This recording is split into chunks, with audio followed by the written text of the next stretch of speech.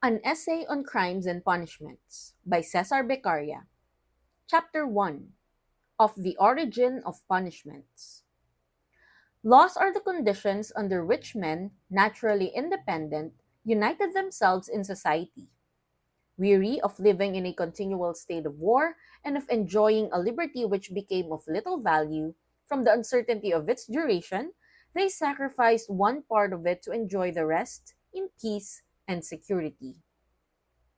The sum of all these portions of the liberty of each individual constituted the sovereignty of a nation, and was deposited in the hands of the sovereign as the lawful administrator.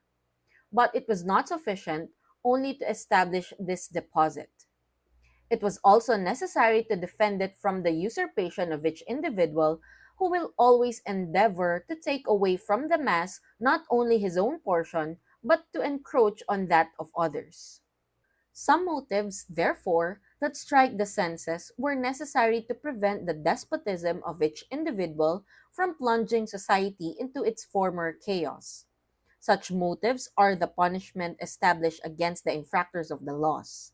I say that motives of this kind are necessary because experience shows that the multitude adopt no established rules of conduct, and because society is prevented from approaching to that dissolution to which, as well as all other parts of the physical and moral world, it naturally tends.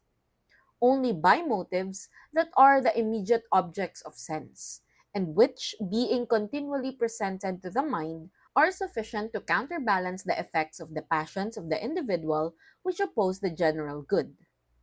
Neither the power of eloquence nor the sublimest truths are sufficient to restrain for any length of time those passions which are excited by the lively impression of present objects.